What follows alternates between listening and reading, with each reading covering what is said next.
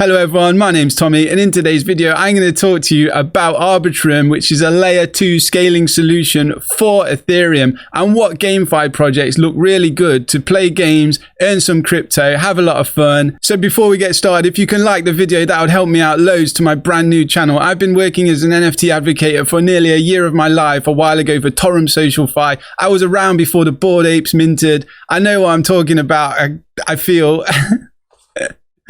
If you don't like me enough, then don't subscribe, don't watch my videos. So here we are in the treasure trove, the magic of play. And if you do not know what this is, it is a platform set up on the Arbitrum 1 ecosystem for gaming. And you might have seen this symbol here is the magic token, which has been doing absolutely amazing recently. I know it's down 4.5% today, but let's have a look. Back in like January time, it was around 50 cents. And then look at this, whoosh, it's had a really nice, healthy, bullish run up to around $2. Did have a pullback like most of crypto, but then it's bounced straight back, which is looking really healthy. And the reason why I am so bullish on the magic token and the treasure trove and all these games here that are featured is because when the Arbitrum do their airdrop to everyone, all the early adopters, everyone doing alpha, beta testers, people doing Odyssey, testing out Nitro, everything like that, they're going to get dropped Arbi tokens, which will probably be quite a substantial airdrop. Bit like the Uniswap one, maybe $3,000-$4,000. So everyone's going to have a lot of crypto to play with. And I just know that a lot of it will get thrown down into the magic of play, into treasure trove through this and go into GameFi.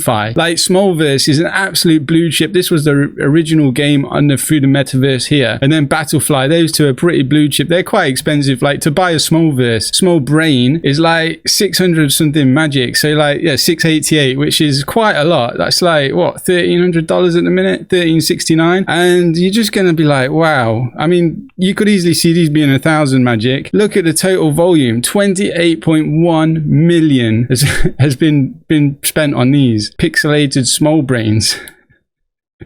Of course it has. What else? Like, I mean, I'm all in on NFTs. I remember fading these when they first come out. They were quite expensive when they first came out as well. I mean, obviously I should have minted them way back, but I didn't know about them. I knew about them last year and I was like, wow, they are really cool. I mean, there's a lot going on in their ecosystem in this game. So they do have like pets, land, small cycles, yeah, land treasures, everything. So it's a little metaverse basically going off. The founders are the owners of the magic token and everything, and this whole treasure trove. But it's not just those games. I'm looking at the other games like Battlefly as well. These is really expensive blue chip game. If you want to buy the land or the founders NFTs, the founders NFTs are like the fee one. It's like 4,000 magic. So expensive. I mean, but I've personally been looking at the other games, like the cheaper ones. So you can pick up one of these, $40. I don't have one yet. I will probably get one. I don't know if I really want to spend my time running around as a pixelated dungeon looting dungeons, but I mean, you can get a founder's hero, maybe buy 10 of them and wait for them to double in price when the airdrop comes. There's so many different ways you could make money with it and play it that way if you didn't actually want to play the game. But Tales of Elleria, I do actually own 2 of the NFTs for this. I did buy them a few days ago, so I'm not going to shill it and say, yeah, it's amazing, I've done really well out of it. I can't say that. Literally, I just bought a couple of NFTs to see what it was like, and I'm currently staking them to earn medals. I did do a boss fight the other night. So you go into it, it's basically standard GameFi stuff. You can summon them once there's new classes of heroes available, and they're 50 USD plus 1 Elm token. Or you can go and buy them in the marketplace. The marketplace, you can pick them up like a floor one for around 20 magic.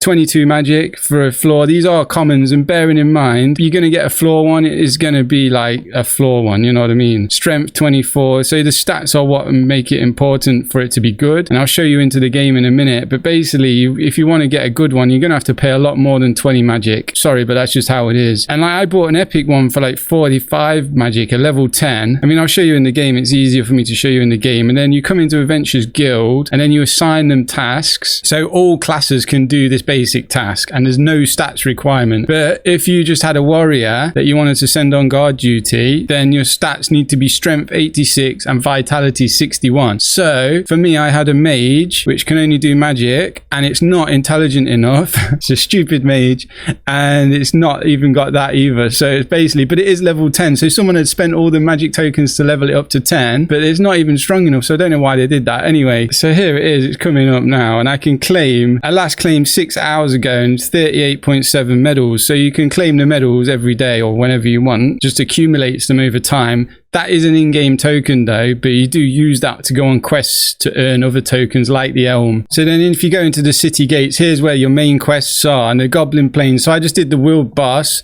with my Berserker. You needed to buy a ticket, which I bought a ticket for 5 magic, so now I'm in that pool to earn that money. See how it goes. I mean, I don't know like whether I'm going to earn a lot. Probably not, because I only just did one run. But then Slime Road, this is where it's at. This is where you earn the Elm tokens. So I'm going to do one of these once my hero can do it, because they're on like a timer. So like, I think it's like quest attempts will appear here. New quest attempt comes in this time. So as soon as that comes, I'll be doing a quest. It's 250 medals to enter and see how many Elm tokens I get. Here's the Elm tokens. It's worth $1.11. And yeah, it's not doing too bad. It's doing all right. It's only been out a short while. This game is in early alpha, so like it does remind me of DeFi Kingdoms. Like there's a lot going on like that. Same thing, bank. You can add like liquidity, staking pools, and then town square. Here you can go and you can craft the wishing well. So you'll just basically throw 3 relics in, make a wish, and it's basically just crafting, see what you get. Hopefully you get a nice NFT that boosts them. So yeah, I mean, it's quite a fun way to earn a yield, but I just see the fact that there's going to be a lot of money trickling into this ecosystem once the Arbitrum token gets airdropped to a lot of people. So that's why I chose this game out of them all, really. Daily tasks, again, you can go and do your daily tasks, weekly tasks. It's quite passive. You will only need to spend like 10 or 15 minutes on it a day, if that, probably, once you get everything set up and running. My strategy though, like if you really want to get involved in it, go and buy a floor one for like 20 magic, just so you can learn how to do it. But then wait, and then as soon as the new class of heroes come, you'll be able to summon a hero and you'll probably get one for 50 USDC. And then you do have the best chance of getting like a legendary one or a rare one that has got good stats that can do well in the game. And then you can either use it for in the game, or of course you can just sell it for like big gains, whatever you want to do really. Of course, like I would probably keep more money into crypto than these GameFi NFTs. I mean, I do love NFTs. I've got a lot of NFTs. I'm not saying go and buy the magic token because it's just gone up as well. Like it really does need to come back down again for me to be buying into this token. And I do feel we're going to come down again, like just the way the macro is. I don't think we're in this like crazy start of bull market is just going to keep going up and up and up. I do feel we're going to have more pain, and this is just a small little like mini bull market.